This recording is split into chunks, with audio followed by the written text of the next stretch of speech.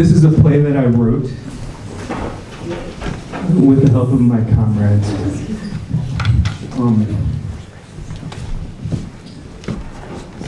We wrote this play to highlight things that happened in our organizing process in Echo Park Lake.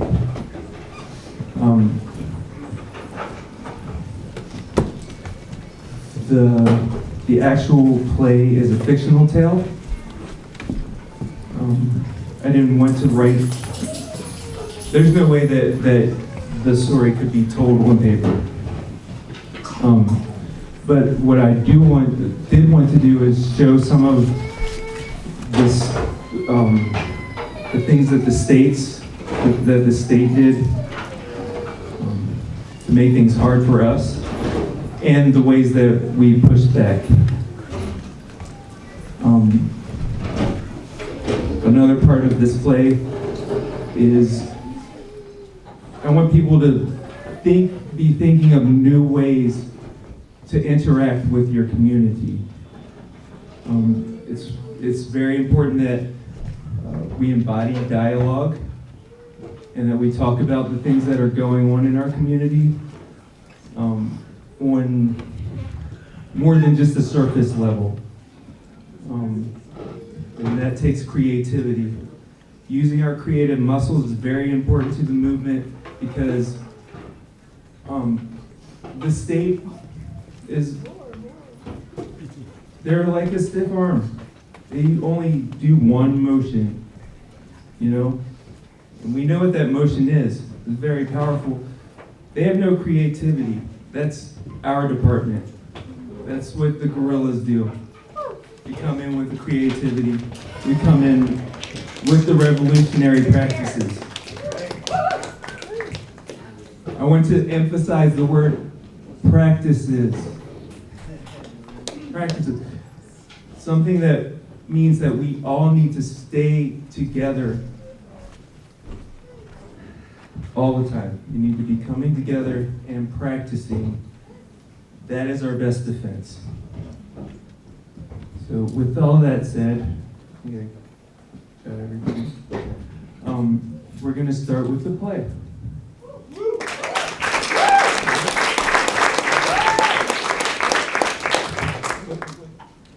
Welcome, friends, comrades, neighbors. Welcome to our staging of Echoes Fill Our Spaces. I am your host, Nuestra Reina de Los Angeles, Queen of the Angels. You probably know me as the Lady of the Lake. I came to the lake in the tumultuous year of 1935. Those were literally very depressing times. So I was brought here to help promote art and culture in Los Angeles. Over time, I've come to represent serenity and protection over the park and its patrons. The title of our play is inspired by the way that Echo Park Lake received its name. The lake was originally part of a system of water storage reservoirs that were fed by the LA River. In 1892, the space was refurbished and opened up to the public as Echo Park Lake. Often the people doing the digging there were unpaid prisoners forced to work in prison gangs as a punishment for vagrancy. Poor people with nowhere to go, most of them Black, Mexican, and Native American, were rounded up, jailed, and made to do backbreaking labor. Hateful consequences for the trumped up crime of committing idleness. The name of Echo Park was coined when the city park superintendent commented on the voices of the excavators reverberating from the pit of the lake bed and echoing throughout the park. The sound of people working together through their adversity was what he heard that day. From the voices of the unhoused people who struggled together to build the park, to the echoes of activists fighting for their right to remain, these are the echoes that fill our spaces. Our story focuses on a young man named Philip. Phil's life was changed when he stayed here at the park. He came to Los Angeles to pursue the career of a graphic artist. Things went well for Phil for a while, but when he couldn't find work for 2 months, he lost his apartment and had to stay with friends in another part of town. Before long, he was locked out of his friend's place and had no choice but to sleep on the street. Our story begins at around 10 o'clock at night on December 21st of 2019 on the sidewalk in front of a boutique on Sunset Boulevard. Phil is laying there dressed in his winter clothes and wrapped up in a blanket. Just about the time Phil starts to doze off.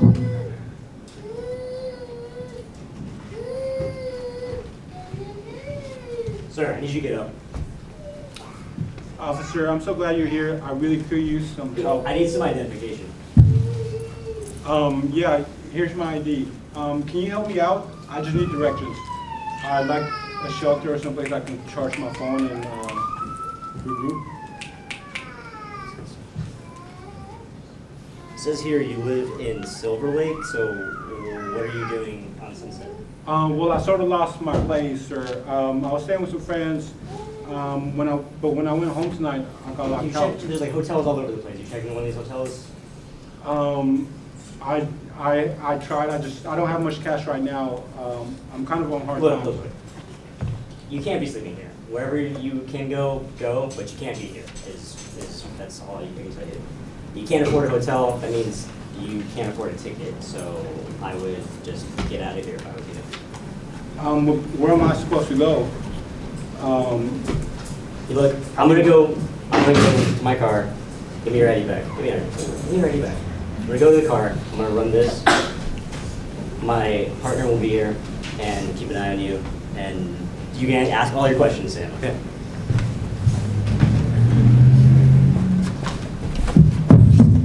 It's standard procedure. If you've never been arrested, then you have nothing to worry about. If he lets you go, you'll be out of here in 15 minutes or so. You say you're looking for a shelter bed and you can't afford a hotel, huh? Yeah, I need a place to sleep, at least for the night. I'll go back to my friend's house in the morning and hopefully they'll let me in. It's pretty late at night.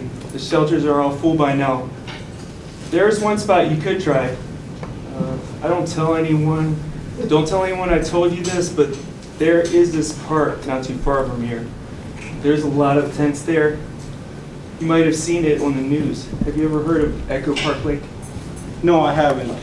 Please tell me more. This park, it's nearby.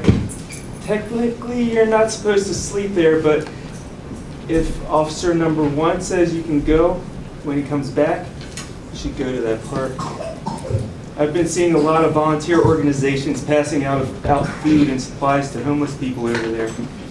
Go there and maybe those folks can help you out. We're the police, not the Salvation Army. There's only so much we can do in this situation. We're really just here to enforce the law. All right, look. I said what I said. I mean what I said. You need to get out of here. If I see you here again, I'm gonna write you a ticket. Peace. Wait, I'm still not sure what to do. I guess I'll go try my luck with this Echo Park. Maybe I can get some help there. Yes. Sir, you need to wake up. You can't sleep here during closing hours in this park. But the other cops told me to come here.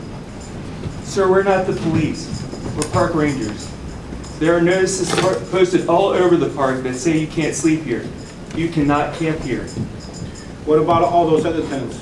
Those tents are here illegally, and those people are trespassers, but you'll have to move eventually. Where are they? Where are we supposed to go? That's not our problem. We enforce the park's rules. Listen, you can't be here, and you need to move. That's what you cop people keep telling me. I just really need some help. Yo, hey, are these guys harassing you? You doing okay? Yeah, fuck you guys.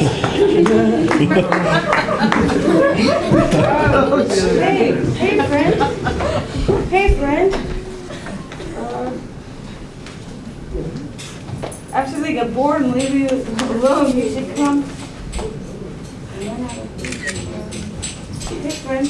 After you get bored and leave you alone, you should come check out our camp by that tree over there. We have some sandwiches and food you can share. He's literally doing nothing wrong. Can you guys just like leave him alone? Listen, you'll get yourself in trouble hanging out with this crowd. Yes. They think they can do whatever they want all day and live in the park for free. Just walk away. You don't want to hang out with those people. Where are we supposed to go?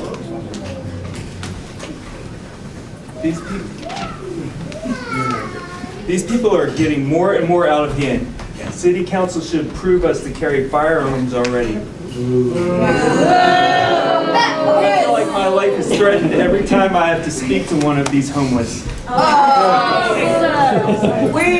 all homeless are the same people. We're all the same people, get it? All right, let's get out of here. Thanks to Jane. Yeah.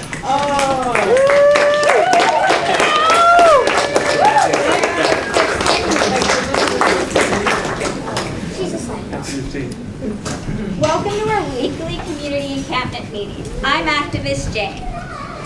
First, we'll do a round of introductions as an icebreaker. We'll talk a little bit about the things as to what brings us here, the work that we do, how you first came to the park, and an asset that we have to offer the community. Okay, I'll start. As I said, my name is Activist Jane. My pronouns are she, they, and I moved to Echo Park a year and a half ago to get away from the crazy abusive boyfriend I was dating, while at the same time dealing with a super corrupt landlord. I happened to be doing research at the library about my tenants' rights, where I was trying to figure out how to stick it to my landlord while also figuring out a safe place to get away from my ex at the time, when I started living at the park. I went outside of the library and these two people, Benny and John, had a table set up on the sidewalk where they were handing out pamphlets about homelessness and cop harassment. Everything they had at the table spoke care to me. I never saw something like it, set up just for poor people and homeless people. They had medicinal kits, toiletry kits, water, batteries to charge people's cell phones. I began to study and organize and became part of the movement to gain housing for all of Los Angeles. That's when I first received the notion that housing is a human right. I'd never considered it before, but it's true. When I thought about it, we all have the right to exist in our spaces peacefully. My asset to the community, I would say, is being open and approachable about the needs of our community. From being here so long, I've gotten to know pretty much everyone who stays here. So I often know who to ask for what, so no one is lacking any essentials. Water delivery, assembling medical kits, assembling hygiene kits, assembling harm reduction kits, things the city doesn't do. So that we can always take care of each other. So don't be shy about speaking up when you're in need. I'm activist Kenny. My pronouns are he and they. I grew up here in Echo Park. I went away to school for a bit, and then I came back and crammed into like this tiny apartment with a couple other people. I work at a copy mart, so if you guys need like stuff printed, fuck capitalism, I'm gonna print for free. We got copies on lockdown, the only color, double-sided. Only black and white, sorry. Okay. When I was growing up, I used to skateboard around here, and the cops would always harass everybody basically. Like they would harass young Mexican guys, they'd harass skaters, all the homeless people. And for all the people that the cops would harass, I never saw those people committing any crimes, doing anything wrong. Didn't see the cops do anything else but harass them. And I know I wasn't committing any crimes. I was just smoking weed and skateboarding. And they messed with me a lot. They messed with me a lot growing up. So, you know. We're just bored. That's, yeah. After George Floyd was murdered on camera, the impact of that, you know, on me, I was just realizing, like, when cops are involved, we have to be watching them because they can kill people at any minute.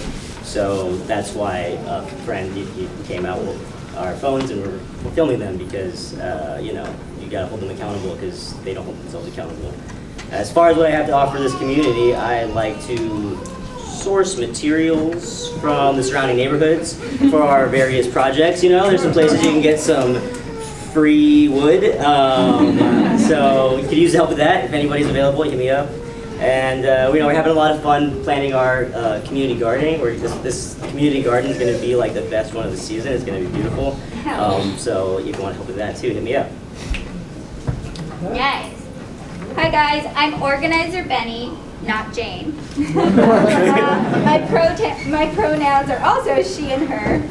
And I learned about Echo Park Lake from when I worked here with a nonprofit years ago. Even when there were resources for the unhoused tenants in the district, they were super minimal.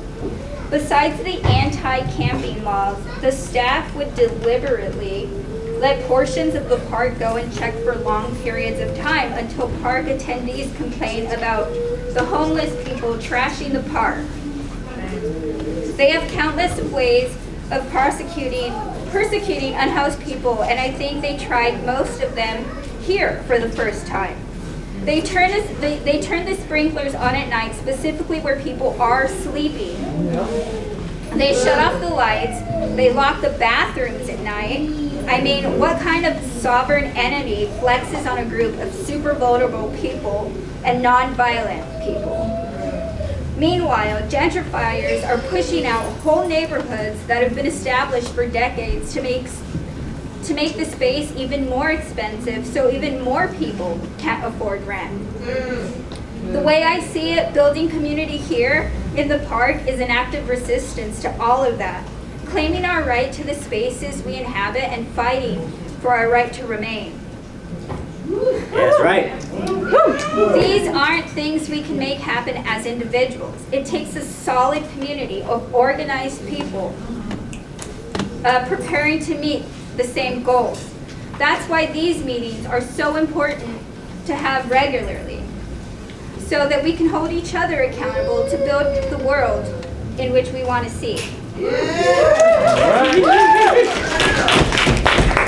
As far as what I bring to the fire, a few things I can do and have done for the community is I've called a press conference, I produce social media content, not that kind, about the encampment, like local needs, community events, or videos of the cops in the park, always filmed. We've talked about organizing a letter writing campaign to City Council. That's something that I have some ideas about. Phil, would you like to speak? Yes, but actually I haven't heard from you. Would you like to say something? Activist John here, he, him, hi. A couple years ago, my neighbor unfortunately knocked a candle over into a pile of laundry in his sleep. Burned down the whole building. It wasn't his fault. We all got out with minor injuries, but that was the only place I could afford to pay rent. So suddenly I became homeless. At first it was hard to find work and resources. Finding a place to sleep, finding clean clothes, finding a shower, food. The simplest, most normal things would take me all day to accomplish. Besides that, every time I left my spot, I risked losing everything because sweeps come through and they throw it all away. One day I was coming out of the food bank at the church, and like activist Jane, I saw the power-up table, and from there I learned about this encampment and about goals and practices of community that we're building here. It was nice to finally find some real friends out here, and after having such a hard time for so long. they don't make it easy on us. And yeah, housing is a human right. I look around at all this nature living free together harmoniously.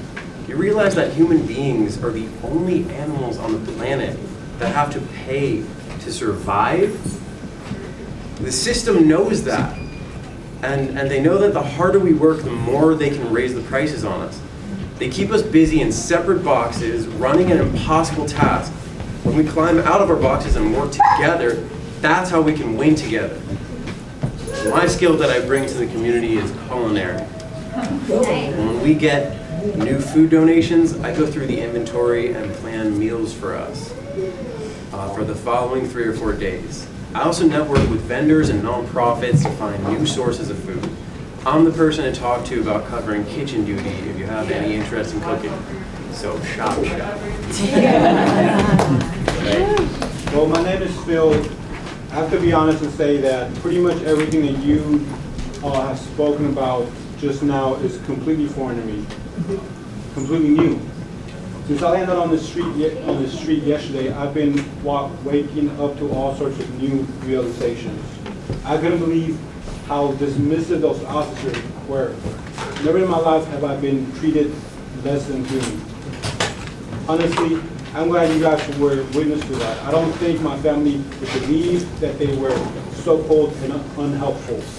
On the other hand, when I met you guys, the people who stay at the park, the people who I was taught are the violent drug addicts, you've all been so kind. You helped me out with a tent, some gear, which I really appreciate. I see you build this nice kitchen over here and you're feeding people. This is really amazing stuff you're doing. This community you say you're building, you're going to build it right here in the park?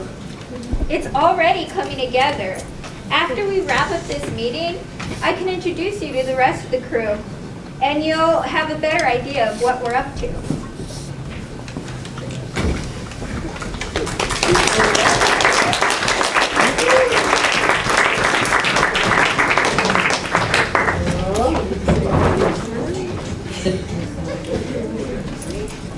I think we just watched Citizens Phil become activist Phil before our very eyes.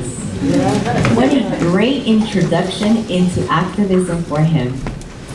I wanted you all to get a glimpse into the private world of these activists and see the kind of direction and dedication that their meetings take so that we can all be on the same page. I want you to consider the gravity of what this group of people accomplished and how they accomplished it. As the seasons progressed that year, the community continued to build power. In the midst of the racialized capitalist power structures that we all have to face, this community came together to organize, source materials, and construct their park according to the needs and consent of the community. After this meeting, as the weather cleared, the Echo Park encampment planted the community garden, they organized cleanup crews, a safety protocol, and even organized for a system of payment. They were motivated by putting their belief into action. They asserted their human right to make living room in public space when no reasonable options were available otherwise. They were brave and actuated these beliefs for themselves beneath the lens of the public eye, as if to show the world, join us. This is how we could all be doing it now. The neighborhood residents seemed to rally in support of their presence and what they were doing. People donated time, effort, and resources and worked tirelessly to keep the dream alive. Not everyone shared the vision of our young activist friends. In fact, there were quite a few visions for our precious lake. However, not all of them were for the people. And before long, our community was being scrutinized by private enterprise. The trouble in paradise began when a couple of self-concerned neighbors decided that the optics of the reality of houselessness was unacceptable in their neighborhood, and they took it upon themselves to do something about it. Doc, come over here to the window. You gotta see this ridiculousness. Look what they're doing now, it's horrible. I tell you, they're building even more structures down there. They're growing their own food. They must be attracting every rat from here to New York. More tents are coming every day and no one is doing anything about it. They're just gonna let those people collect down there like a roach infestation until what? Somebody from the neighborhood gets abducted or killed? Ah, yes. I see them. Why don't they go out and get themselves jobs? When I was there, I had my own business. Now, these hooligans want to lay around and the park all day smoking their drugs, and all they can think of to do out of boredom is build some wooden booths? The whole thing is an eyesore, Maude. That tears it.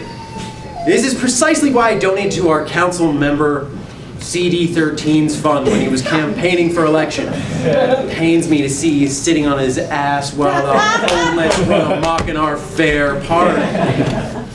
On grass that our tax dollars pay for. I'm calling him right now. Tell him that I fear for my safety daily. Oh, I'll tell him a good deal more than that.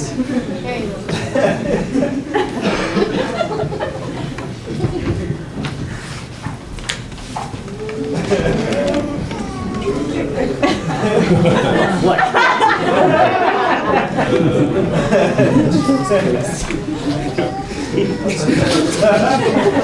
Thank you. This is my ancestors. Yeah, with her.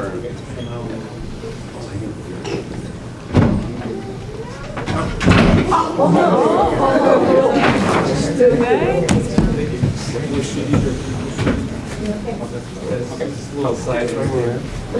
It's all part of the show.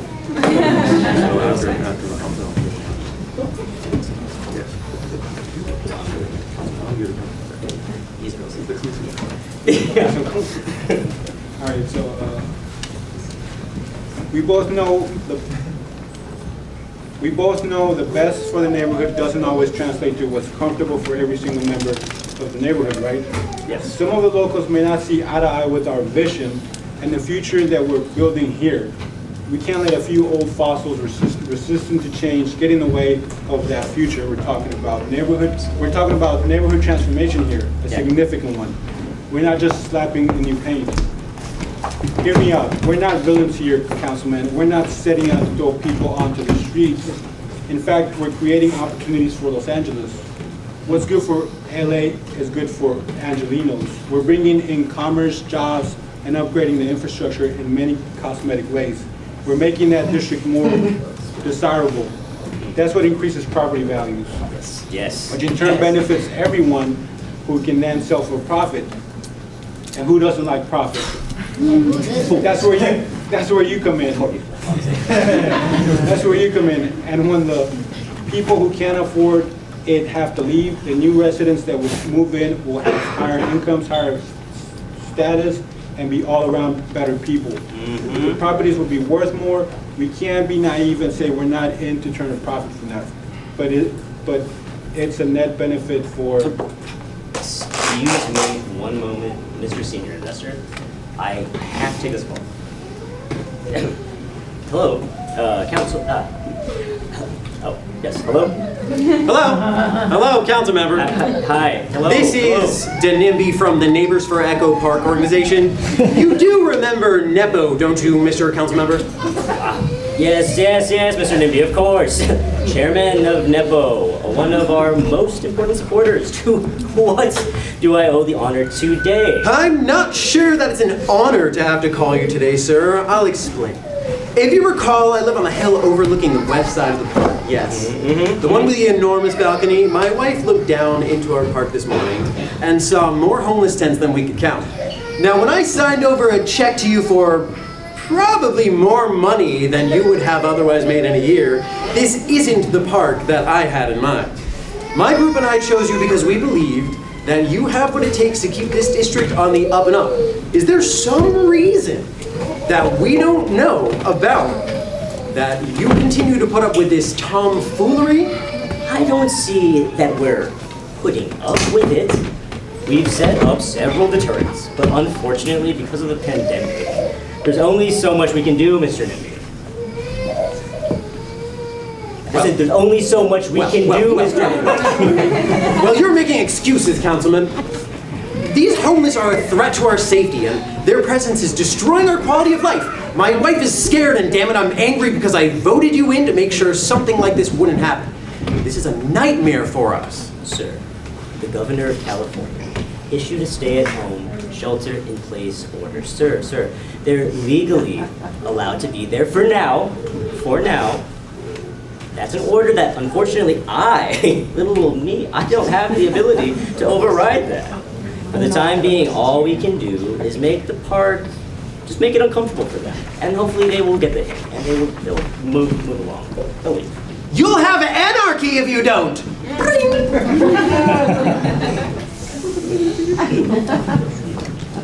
Hello, Chief of Police. I need you to get a hold of the Chief Ranger. It's time we had that meeting about the park. Our constituents are absolutely fed up with this nonsense already. It's time we send that encampment a message. Where'd my investor go? I ruined your park. Mr. Investor, nothing to worry about. There's no trouble in the park, just a few troublemakers just living in the park, staying in the park temporarily, honestly. Because of the pandemic, the ordinance is not going to keep them there forever, trust. They don't seem to understand that we represent progress. And progress is inevitable.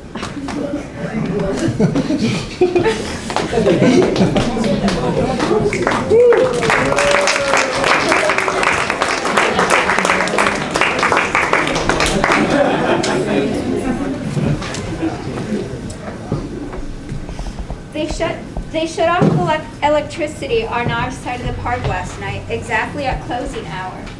The sprinklers were deployed more and more often now.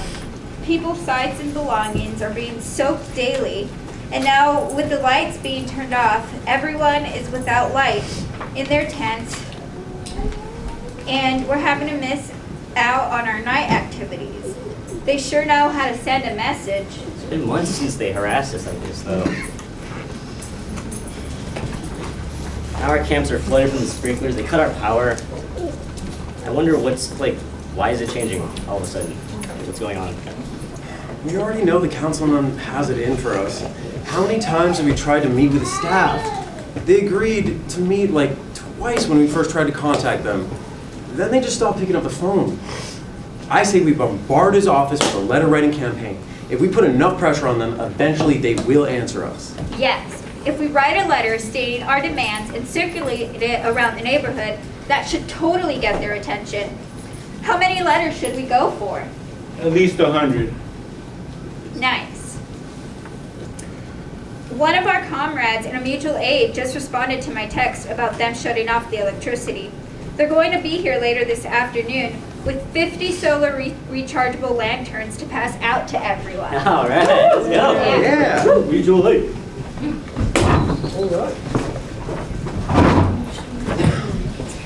The encampment community gathered together and drafted a letter of demands for the council district to follow.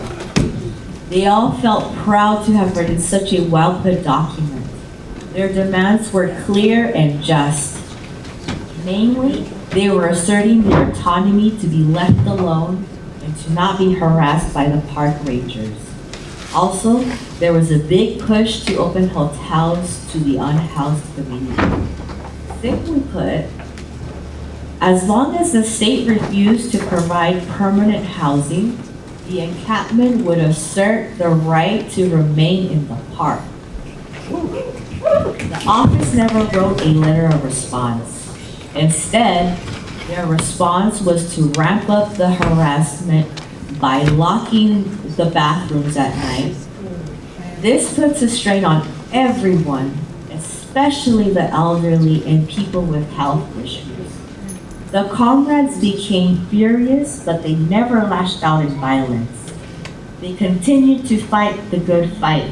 They maintained their solidarity with one another and planned new tactics and strategies to peacefully retaliate against the hostility of the state.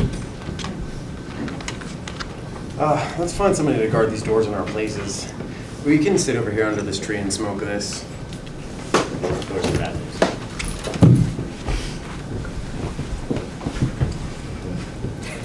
Excuse me, I want you to put that blunt down. It's not blood. Don't put it behind your head. Or, yeah. Okay. Stand up. We are standing. See, we have one of you. Come on, both of you, stand up. Listen, marijuana's not even illegal in California. You probably smoke more than we do. And this isn't an arrestable offense. I'm calling the lawyer. These two over here, officers, what? Where are my officers? Yeah, put that fucking herb out.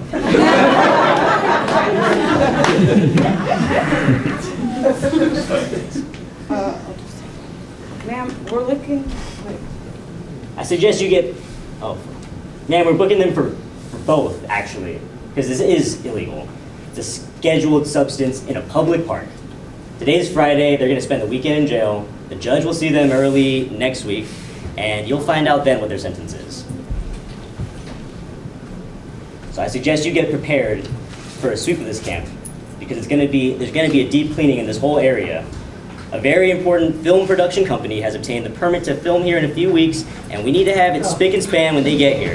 If there's anything left when the cleanup crew comes, we're going to remove it. My suggestion to you folks is to find other places to camp for the next few days and just come back after the 17th, okay? You're sweeping our camp? That gives us less than a week. No more non-tobacco cigarettes. Just get prepared. Don't know what to tell you. I mean, Are you prepared to offer us housing in exchange for us leaving Yeah. though? The sweep is coming in less than a week from now and counting. Even if we could move all of our stuff out of the park in this amount of time, where would we go? I'm ready to fight for my right to remain. What do you guys think? Fight, fight, fight! Housing is a human right! Fight, fight, fight! Housing is a human right! yeah. This is the game the system tries to play with us. It's divide and conquer. They know that as soon as we get pushed into the street, we'll be a lot more vulnerable because we won't have each other's back. Divide and conquer, exactly why they took our comrades to jail for such a freaking petty charge. They think they're going to scare us with threats of jail and displacement, when the truth is that if we leave here without some place to go, then we all lose everything. Looks like no one in this encampment is interested in leaving. Fight, fight, fight! Housing is a human right! Fight, fight, fight!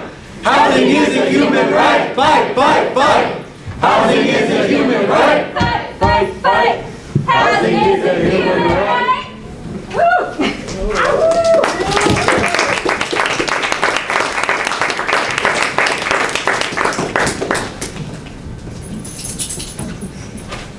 The state's violence is utterly heartbreaking.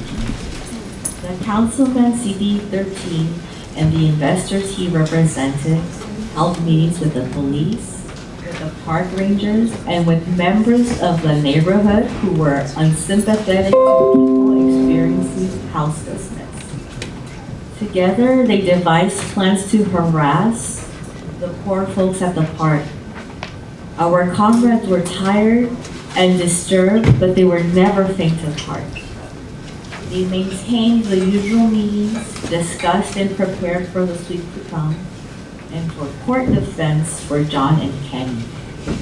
Meanwhile, in CD13 headquarters, We didn't take the news to good thought. I think they might give us a little trouble later. They're refusing to leave. We managed to hold up some of the leaders in the group with like a small weed charge. But they still seem pretty confident that they can beat us and stay in the park. They need to fear us and show us some respect. You know what I mean? Yeah. Perhaps we should reconsider allowing the men to carry firearms. I I keep telling you, okay, you have to take that up with the mayor's office. The gun thing is a mayor's office problem, so take that up with them. No, the problem is that they just don't feel intimidated. They will move those tents. They don't want to leave willingly, so we'll have to just force them all out. Call in for the heavy machinery, put a bulldozer on site, show them how far we're prepared to go to get them out of here. Our clients aren't interested in paying for a homeless tent city. That's not the Echo Park Lake dream we're selling here. Can you get a handle on removing these few bad apples, or should we go looking elsewhere for prospects? No. Our clientele want to be able to say that they own a piece of Hollywood history in one of the most scenic parts of LA. The tents and the homeless people destroy that image for us entirely. Wait until we hit them with this sweep. 2 of their top organizers are in jail. Now we just need to intimidate the hell out of them, press them to retaliate, and then throw them all in jail. Problem solved. Hey, Phil. We have tried every means possible to get through to the councilman. Phone calls every day, countless emails, hundreds of letters.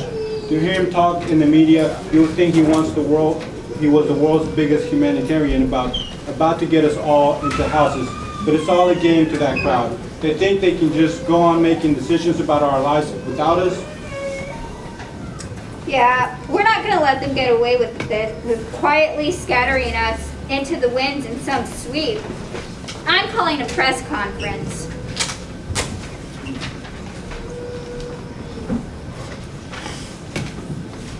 This is the notice. This is actually a notice the park needs to be cleared because the film crew that has permit to shoot in the area.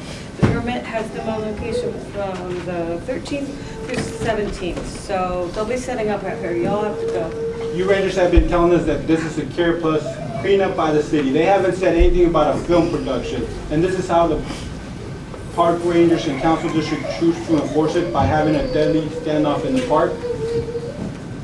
Well, if you don't leave, we're gonna have to take them all down, all their tents. The company applied for a permit and they paid for it. It's been in the works for several weeks and they paid to use the park. You guys have to evacuate. Okay, I get that. I have friends in film production, and I'm familiar with what goes into filming on location. You rangers have been giving us contradictory information all week. What the rangers patrolling this park have been communicating is that this is an eviction that will last beyond the 17th. I spoke with one of the supervisors of the park rangers on the phone, and the ranger said that the goal of this month would be evicting everyone.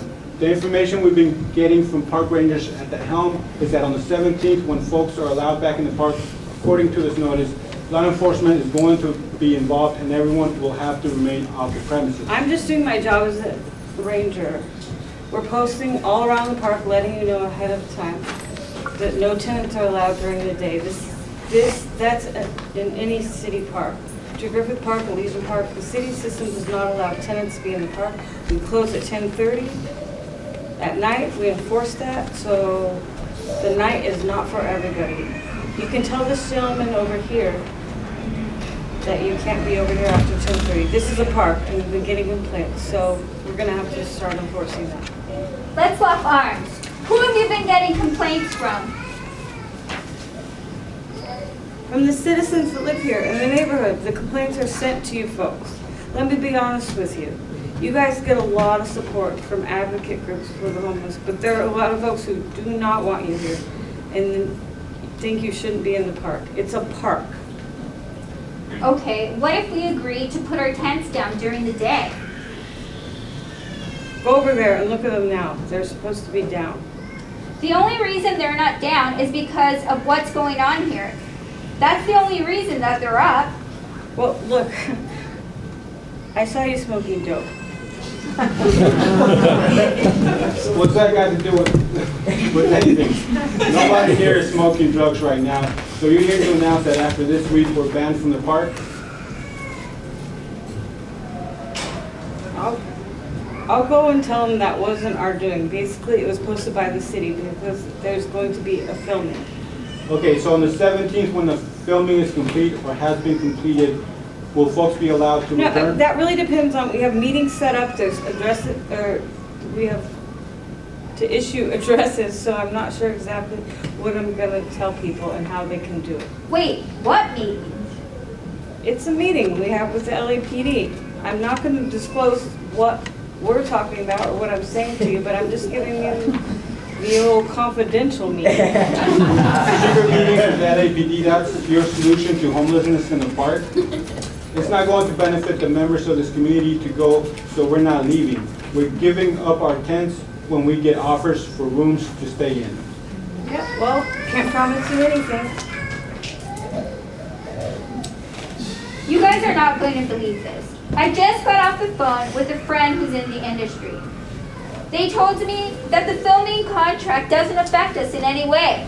The company that CD13 claims is permitted to work here is denying that the contract even exists. They've sent a denial letter to CD13's office and to the LAPD. Okay, after. Hello, I see, but we're here ready to take them down, okay? You understand? I have to do my job. That's what the mayor's office tells me to do. Looks like you folks have a little more time as of now to get it together and clean it.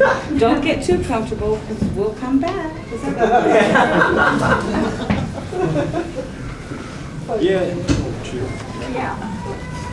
Yes. Bye. Yes. Bye.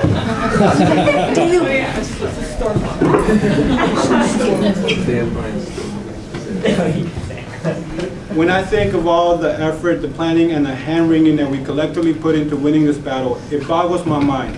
Before 8 months ago, I had no idea that homeless people are treated so poorly by the very same civil servants sworn to defend them. It didn't take me long to recognize the reality of safety in numbers. There's no way I could have faced these forces alone. To finally see the whole orchestration come together, everyone played their part, and together we did the damn thing. And we lived to fight another day. Yeah. I wouldn't dream for a second that this is the last of their shenanigans. This was a pivotal win for us, but the battle is far from over. The state asserts its dominance relentlessly over all that threatens to reveal or change the process in any essential way. It's a scary thing to think about. The state is so powerful that it can seem immovable, especially if you're fighting alone. This war we fight for a safe place to exist can only be won if we move in solidarity as a unified force. We are a force to be reckoned with, and because we stay in practice together, we win together.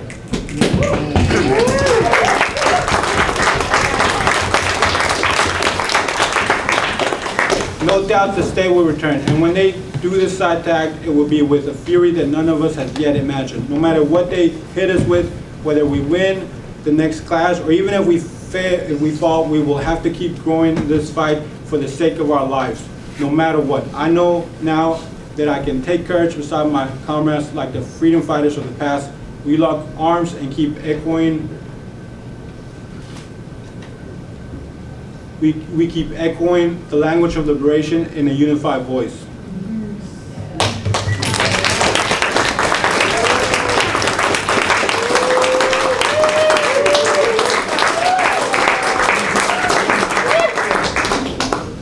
After the victorious battle, the community did enjoy a brief period of living at the encampment without interruption from the state. Activist Jane called a press conference to expose the injustices done to her community, and it had a great effect. Local neighbors and people who followed the story from all over the city were outraged at the way the park residents had been treated. They were equally impressed with the high level of organization that they discovered being practiced within the encampment. The story of the unhoused people who were building revolutionary infrastructure for themselves in a public park resounded all over the city, and people came to support the encampment in great numbers. While the Echo Park Lake community gathered support and momentum, the state stayed busy hatching a plan that would bring the encampment's demise.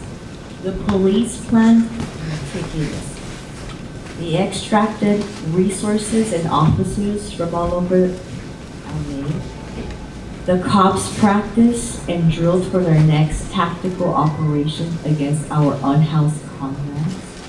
When it came time to strike, they overwhelmed the unarmed park residents and the peaceful protesters who stood beside them with force. Hundreds of heavily armed officers in riot gear, dressed as if they were facing a violent army, raided the park, and the ensuing sweep pushed out everyone in the encampment except for 5 brave core organizers who remained as calm as the eye of a tornado.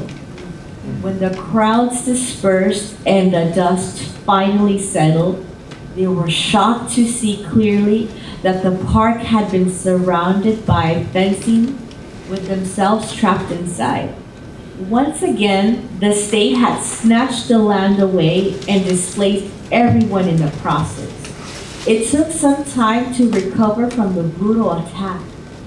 Many were lost indefinitely. Some of our dear comrades even lost their lives in the wake of this fight.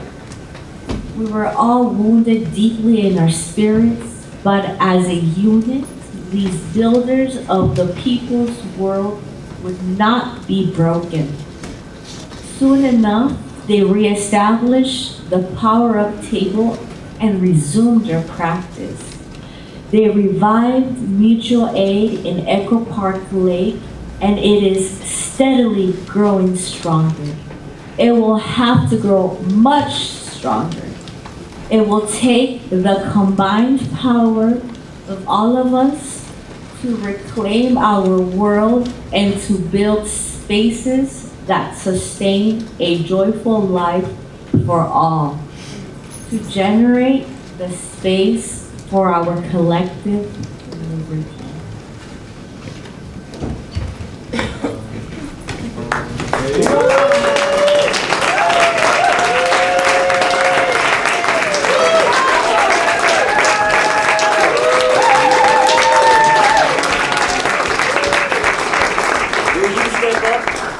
Help join us in this movement? Yeah.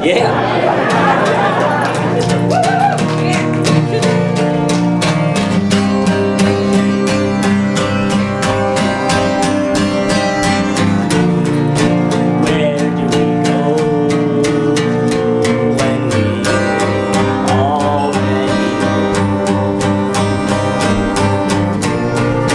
The answer's no.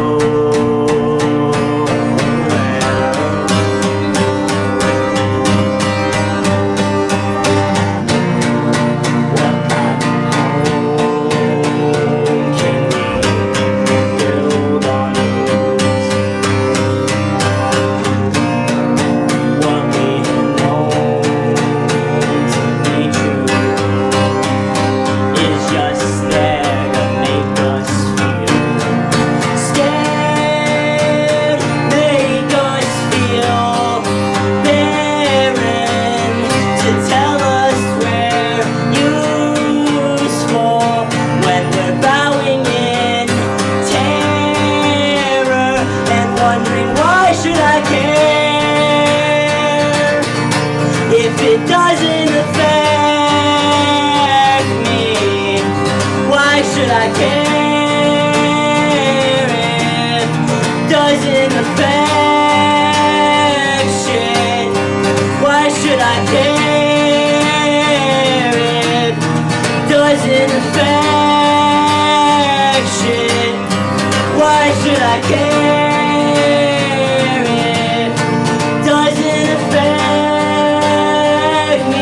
Except it fucking does. More than I may let on. And what's more than that, they got the premise all wrong. We are skin and skin. We are flesh and flesh. Blood to blood. All one.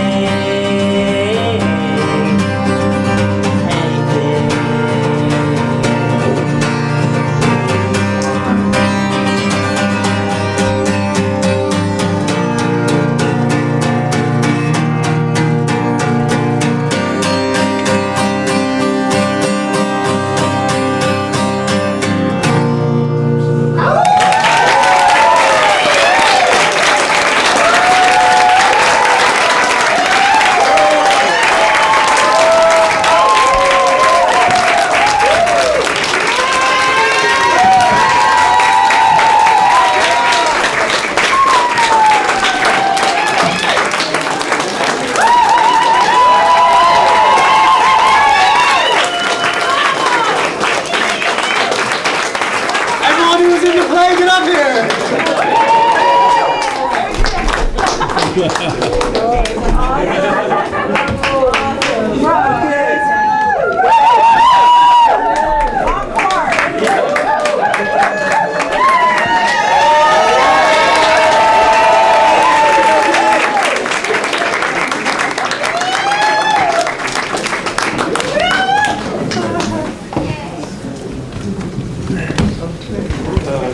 guys want to stick nearby?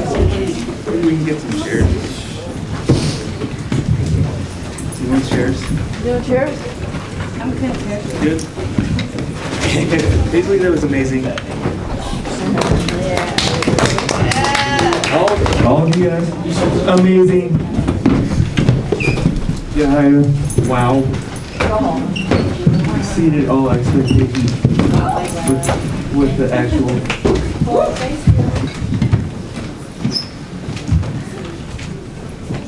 So that was our first performance. Yeah. You put it together right in front of your eyes. The whole magic trick was right there. The reason why we have an after discussion about the play is because someone told me somewhere along the way that you should always have a call to action and not just leave people with something just kind of sitting there. You want some place to go with what we've gathered tonight. But before we get to the call to action part of it, I kind of want to ask the actors what kind of feelings, if there's anything stirring in you right now that may have come from the play, from embodying these characters and embodying these scenarios in front of everyone. I know that for me, writing the play, I drew from a lot of experiences in my own life of dealing with people that unfortunately embody these caricatures. They really are that horrible sometimes. And also think that that's the way to be. They have a whole culture supporting it, apparently. So we need to figure out ways to combat that, because the culture that's against our freedom, the culture that's against the joy in our lives, that's breaking our families apart, the culture that's facilitating people dying on the street every night, the culture that's feeding us bullshit food, keeping it in silos. You know, the list goes on and on. That culture, that system is already established, and it's in full function. It's in every little part of our lives. So, part of the reason why I invented this play is to hopefully alert some people of the need for creativity. Yep. The need for creativity in our movement, and the need to be together in conversation and in action together regularly, because individualization is their game. That's how we get separated. So more of that for sure. One thing that this group has talked about is performing this in the park, in Echo Park Lake. So we're gonna put that together and send out invitations for that.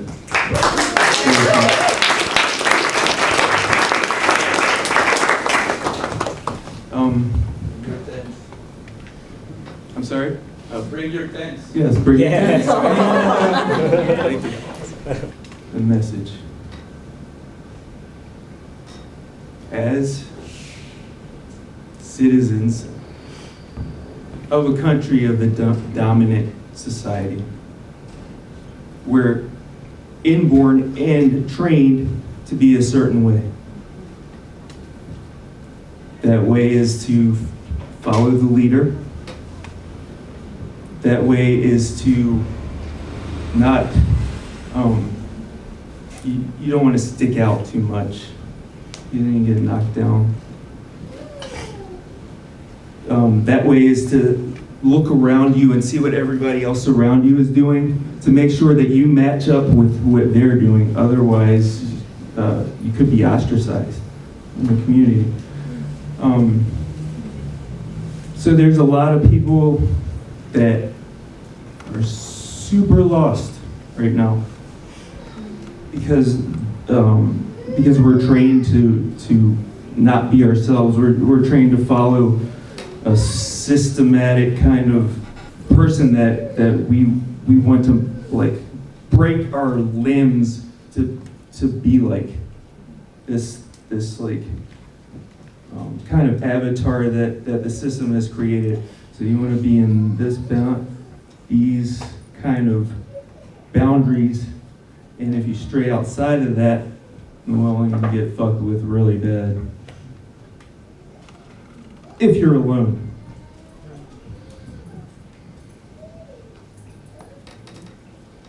I'm hoping that people will take the call and into your hearts, and instead of looking for some organization to join, looking for somebody to follow, that you look into your neighborhood,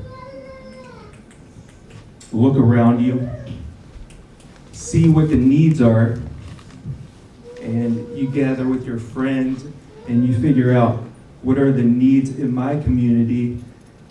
How can I help bridge the gap between myself and my unhoused neighbors? That's where we're at now.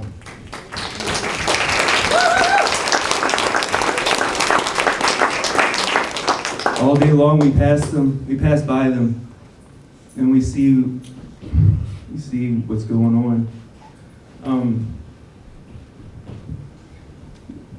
That is what I'm seeing that the movement is about right now, is reaching out to the people around you and saying, hey, I'm here.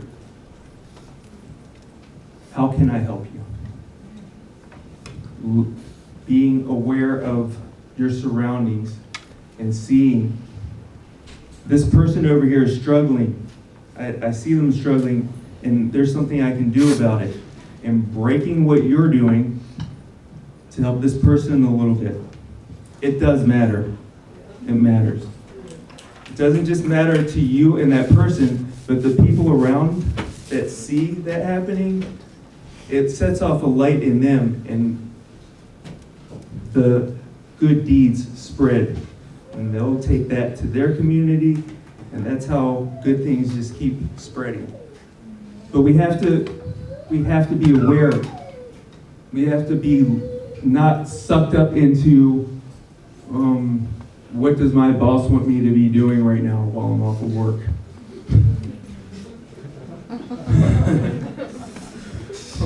Or what have you. There's plenty of things to be distracted by in this world. It's like that by design. But as human beings, we have the ability to choose and to have discernment of what we choose, how we choose to use our time, where we choose to put our attention, and what we do when we get there. So important that we all remain conscious of where we are and what we're doing and our reason for doing what we're doing in this day and age. The reason why I say that is because things are getting super chaotic right now. I don't know if you noticed, but shit has hit the fan and it's getting crazy out here. And it's really easy to get distracted. And it's really easy to lash out and get angry and freak out and want to like isolate yourself. But none of those things are helping your community or yourself. So we need to override those things because they're there for a reason. The people that are the purveyors of these systems, they've been at it for longer than you can imagine. Believe me, these government systems have been around, and we have to figure them out, and we have to be the ones to pass them on, because that's what the aristocracy is doing. They know how to rule shit, you know? They know how to dominate, and they know every little game and gamble in the book. The only way that we're gonna be able to call them on their shit and do anything about it is if we're in constant communication and thinking creatively and acting creatively, because they don't understand creativity and they can't do anything about what they don't understand.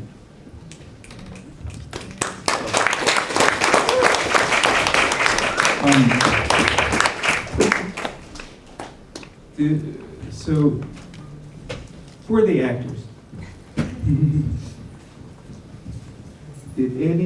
were there any kind of feelings that emerged from the play, do you think? Anybody want to speak besides me? Yeah.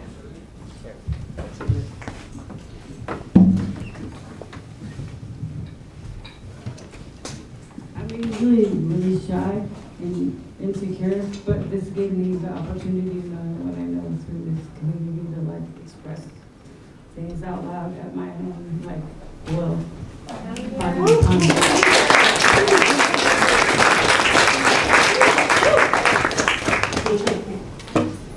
I'd say what this play evoked for me, kind of like what Will was mentioning earlier, is just the recognition that there are really evil people out there. It's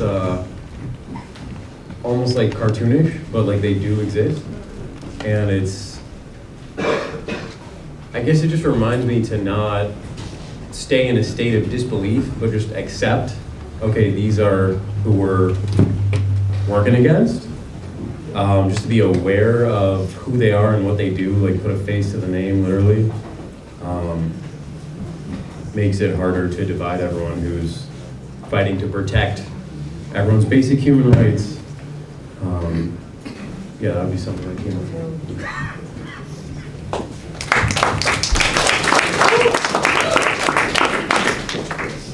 It's been very surreal. It's been a very surreal experience, which I think many people, I see a lot of familiar faces in the room, and I think I can only imagine just knowing the people who are, many of the people participating in the play, I mean, everybody is connected in some way to mutual aid, if not directly to the Echo Park Lake community. So to go from being there the night that the lighting of the lake, that was so beautiful when they turned all the lights out, being there during the raid, to being in a play about it, it's just been kind of just, it's just been very emotional. And to your kind of point after is like how powerful it is to see friends who you all live there, you know, and be able to play these other roles. And I could tell very much, Sarah, with just like there's a naturalness. You don't have to like memorize all the lines because you know the characters. Unfortunately and fortunately, right? Like there's a lot of the activist characters and the characters of the state. So You don't really have to like overthink it, and there's a really beautiful act of creation that happened tonight, which I was appreciative for, you know.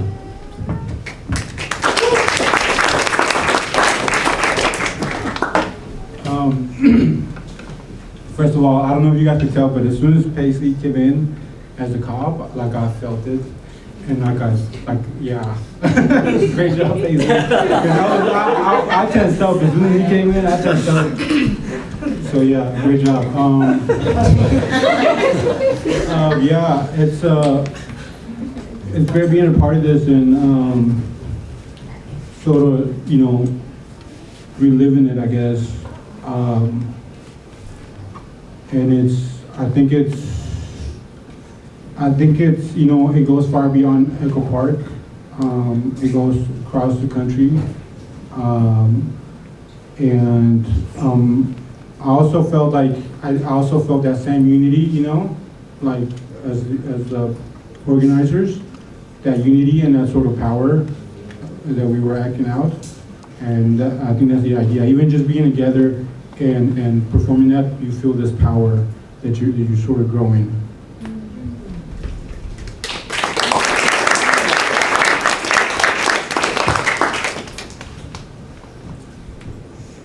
Sorry, I get really bad social anxiety. So, I feel like, you know, it's a long and winding road, and like being a part of this play, like it just felt like so many like instances that I've been a part of, some worse, some like getting busted for a joint in Los Angeles, California, where it's legal, like it doesn't make sense. There's so many things about that, like we all know, right? A lot of us experience housing insecurity. But I think the most important thing, like what was said in the play, is community, right? Is not letting the system intimidate us or scare us. And we have so many like amazing predecessors who have like built a path for us. So I'm really grateful. Thank you, Will, for putting this together.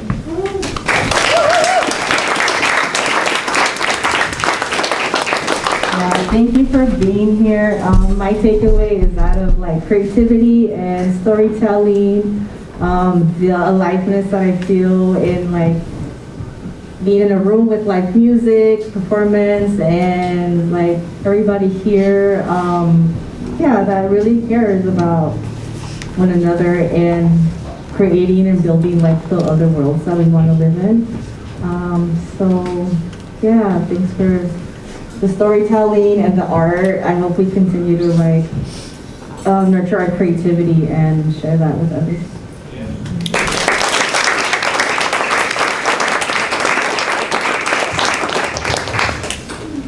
Audience, questions, comments? We have 10 minutes, 9 minutes. Anybody? I think you guys did so great. Oh, you. I love you. Yeah, thank you for bringing people together. I think it's a beautiful thing to do. Like you say, the way we stay together is to have these kind of things and get together, you know. So thank you, everybody.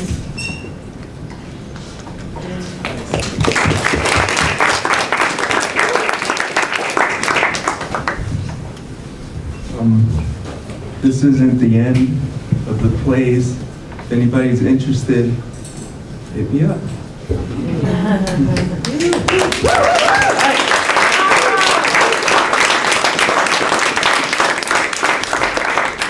So this is the part where we talk about where do we take this? Right now, in the movement, we are all organizing together. And we're learning how to work together to help our unhoused neighbors that are around us. the needs in the movement at this particular time are when in our organizing, we need to voice what our personal skills are to our neighbors. Like if you have tools, you know how to work on a car, you know how to turn a wrench, if you're good at networking, if you're good with computers, if you're good at reaching the top shelf, if you're good at, if you have little hands and you can like pull the keys from between the seats in the car. Any kind of skills that you have, like, should be voiced in your conversation with your comrades. Off the top, we need to make that an open conversation because we need to know who our go-tos are in any field, wherever it is. The only way that we're gonna stop relying on the state is if we rely on each other, right?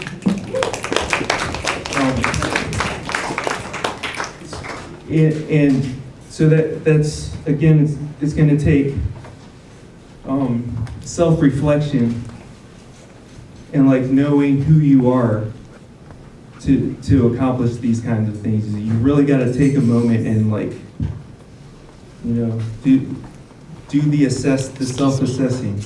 It's a daily process, and it's so important because if we're just walking around, just like being affected by the environment and not being cognitive of it. I've done it, you've done it, everybody's done it.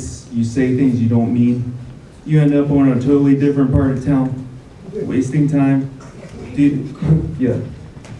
It's not helping the community. It's not. So, yeah, really, real talk. Every day. Come on, people. Every day we gotta get together and make this happen. Otherwise, the opposition is fierce, I'm telling you. The darkness is coming. I don't know, I'm old, but I remember the end of the Never-Ending Story.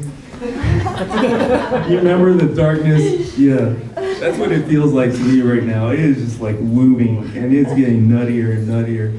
So we need each other, really.